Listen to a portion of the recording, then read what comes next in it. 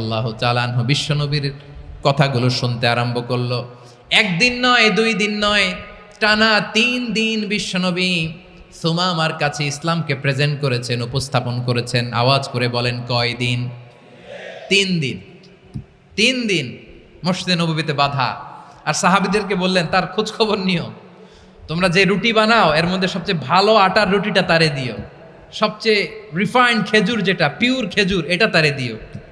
আর বিশ্বনবী নিজের উট থেকে দুধ দহন করে ওনার বাড়ির এক কর্মচারীকে বলেছেন, দুধ দহন করে সুমামার জন্য নিয়ে যেও। সুবহানাল্লাহ পড়বেন না? সবাই তো অবাক, ইয়ামামা থেকে আসছে নবীকে হত্যা করতে, বিশ্বনবী দেখে তারে জামাই আদর করে, তাকে মজার মজার খাবার দিও, দুধ দিও, আদর আপ্যায়ন করো। একদিন নয়, 2 দিন নয়, টানা 3 দিন বিশ্বনবী এভাবে সুমামার কাছে যেয়ে ইসলামকে প্রেজেন্ট করতে আরম্ভ করলেন, ইসলামকে উপস্থাপন করতে শুরু করলেন। আর তাকে চমৎকার এন্টারটেইনমেন্ট, আপ্যায়ন দিতে আরম্ভ করলেন। টানা 3 দিন যখন ইসলামের দ্য বিউটিজ অফ ইসলাম, ইসলামের সুমহান বাণী, সৌন্দর্য তার কাছে উপস্থাপন শেষ, তাকে আপ্যায়ন শেষ, বিশ্বনবী বললেন সাহাবেদেরকে, যাও এবার সুমামার হাতের পায়ের রশি দুটো খুলে দাও।